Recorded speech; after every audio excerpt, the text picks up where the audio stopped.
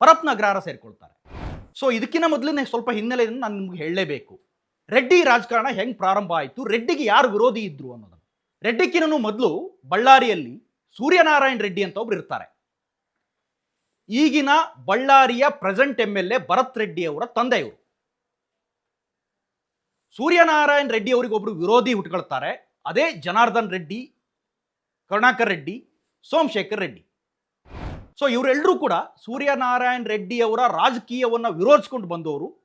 ನಾನು ನಿಮ್ಗೆ ಹೇಳ್ತಾ ಇರೋದು ಸುಮಾರು 90ರ ದಶಕದ ಕತೆ ಇದೆಲ್ಲ. ಈ ಸೂರ್ಯನಾರಾಯಣ ರೆಡ್ಡಿ ಕೂಡ MLA ಆಗಿರ್ತಾರೆ.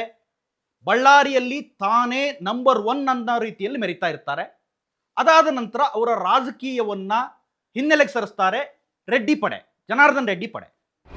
ಸೂರ್ಯನಾರಾಯಣ ರೆಡ್ಡಿ ಅವ್ರದ್ದು ಕೂಡ ಕೆಲವು ಗಣಿಗಳಿದ್ವು, ಮೈನಿಂಗ್ ಇತ್ತು. ಆ ಎಲ್ಲ ಗಣಿಗಳನ್ನು